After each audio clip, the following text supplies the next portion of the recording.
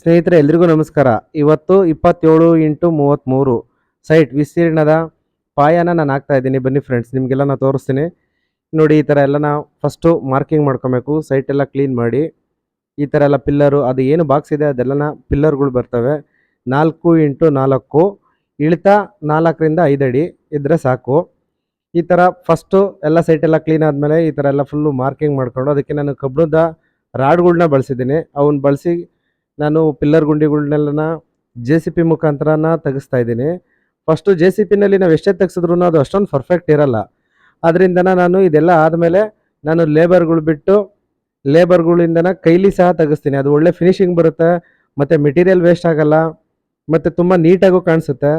ಹಾಗಾಗಿ ನನಗೆ ಈಗ ಪಾಯ ಬೇಕಾಗಿರೋದು 1.25 ಅಡಿ ಅಗಲ, ಮತ್ತು ಇಳಿತ ಕೆಳಗಡೆ ಏನು 4 ಅಡಿಯಿಂದನೂ ಬೇಕು, ಅಲ್ಲಿಂದನೂ ಸಹ ನಾವು ಕೆಲಸ ಸ್ಟಾರ್ಟ್ ಮಾಡ್ಬೋದು. ನೋಡಿ, ಪಿಲ್ಲರ್ ಗುಂಡಿಗಳೆಲ್ಲ ಈಗಿನ್ನೂ ರೆಡಿ ಆಗ್ತಾ ಇದೆ.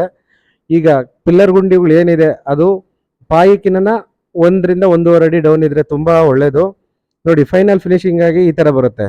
4 ಅಡಿ ಅಗಲ ಮತ್ತು 4 ಅಡಿ ಇಳಿತ ತೆಗೆದಿರ್ತಕ್ಕಂಥದ್ದು ಇದು.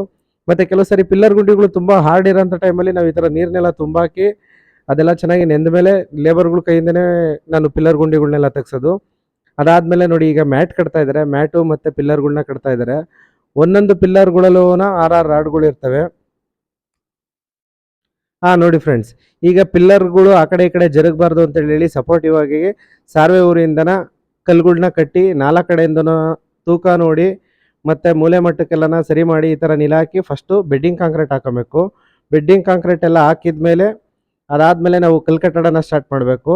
ಕಲ್ಲು ಕಟ್ಟಡನ ನಾವೇನು 1.25 ಅಡಿ ಹೇಳಿದ್ದೀವಿ, ಆ 1.25 ಅಡಿಗೆ ಕ್ಲೀನಾಗಿ ಫಸ್ಟ್ ಎಲ್ಲ ಕಲ್ಲು ಕಟ್ಟಡಗಳನ್ನ ಈಗ ನೋಡ್ತಾ ಇದ್ದೀರಲ್ಲ, ಈ ಥರ ಎಲ್ಲ ಕಲ್ಲು ಕಟ್ಟಡಗಳನ್ನೆಲ್ಲ ದಾರಕ್ಕೆ ಎಲ್ಲೂ ಸಹ ತುಂಬ ದೊಡ್ಡದಾಗಬಾರ್ದು, ಚಿಕ್ಕದಾಗಬಾರ್ದು ಅನ್ನೋ ಥರ ಕ್ಲೀನಾಗಿ ಕಲ್ಲು ಕಟ್ಟಡನ ಎಲ್ಲ ಮುಗಿಸಿ ಅದಾದಮೇಲೆ ಸೆಂಟ್ರಿಂಗ್ನ ಓಡಿಸ್ಬೇಕು. 1.5 ಅಡಿ ಹೈಟಿಗೆ ಮತ್ತು 10 ಇಂಚ್ ಅಗಲ ಸೆಂಟ್ರಿಂಗ್ನ ಓಡಿಸ್ಬೇಕು. ಸೆಂಟ್ರಿಂಗ್ ಓಡಿಸಿದ್ಮೇಲೆ ಕಾಂಕ್ರೀಟು ಸಹ ಎಲ್ಲೂ ವೇಸ್ಟ್ ಆಗಲ್ಲ. ನೋಡಿ, ಇದು ಕಾಂಕ್ರೀಟು ಈ ಥರನ ಮಿಷಿನ್ಸಲ್ಲಿ ಹಾಕ್ಸೋದು. ಮತ್ತು ಇದೆಲ್ಲನ ಏನು ಮಾಡ್ತಾ ಇದ್ದಾರೆ, ನಾವು ಕೆಲವರು ವೈಬ್ರೇಟರ್ ಬಿಡ್ತಾರೆ. ವೈಬ್ರೇಟರ್ ಬಿಟ್ಟರು ಸಹ ಏನು ಕೆಲವು ಸರಿ ಬಾಕ್ಸು ಕಿತ್ತೋಗೋಂಥ ಚಾನ್ಸಸ್ ಇರುತ್ತೆ. ಇದರಿಂದನ ತುಂಬ ಚೆನ್ನಾಗಿ ಕಾಂಕ್ರೀಟ್ನೆಲ್ಲ ಇದು ಮಾಡಿ ನೋಡಿ, ಇದು ಕಂಬಿ ಕಟ್ಸಿರೋದು. ಇದು ಕಂಬಿ ಎಲ್ಲ ಕಟ್ಟಿಸಿ ಎಲ್ಲ ರೆಡಿ ಮಾಡಿ ಸೆಂಟ್ರಿಂಗ್ ಓಡಿಸಿ ಮಾಡಿದ್ಮೇಲೆ ಫೈನಲ್ ಫಿನಿಶಿಂಗ್ ಆಗಿ ಫೈನಲ್ ಲುಕ್ ಆಗಿ ಫೌಂಡೇಶನ್ ಕಂಪ್ಲೀಟ್ ಆಗಿದೆ. ಈಗ ತಾನೇ ಕಟ್ಟಡ ಸ್ಟಾರ್ಟ್ ಮಾಡಿದ್ದೀನಿ. ನಿಮಗೆ ಲಿಂಟಲ್ ಲೆವೆಲ್ಗೆ ಮತ್ತೊಂದು ವೀಡಿಯೋ ಮಾಡಾಕ್ತೀನಿ. ಅಲ್ಲಿನ ತನಕ ನನ್ನ ಚಾನಲ್ನ ನೋಡ್ತಾ ಇರಿ. ಮತ್ತು ಕನ್ಸ್ಟ್ರಕ್ಷನ್ ಏನೇ ವಿಚಾರಗಳಿದ್ರೂ ನನಗೆ ನೀವು ಫೋನ್ ಮಾಡಿ ಕೇಳ್ಬೋದು ಮತ್ತು ಇದು ಮಾಡ್ಬೋದು. ಇದು ಫೌಂಡೇಶನ್ ಪ್ಲ್ಯಾನು ಮತ್ತು ಕಂಪ್ಲೀಟೆಡ್ ವಿಡಿಯೋ. ನಾನು ಫೌಂಡೇಶನ್ ಆದಮೇಲೆ ಈಗ ನಾನು ಏನಿದೆ ಲಿಂಟಲ್ ಲೆವೆಲ್ಗೆ ಬೇಕಾಗಿರ್ತಕ್ಕಂಥ ವೀಡಿಯೋನ ನಾನು ನೆಕ್ಸ್ಟ್ ವೀಕಲ್ಲೇ ನಾನು ಹಾಕ್ತಾಯಿದ್ದೀನಿ.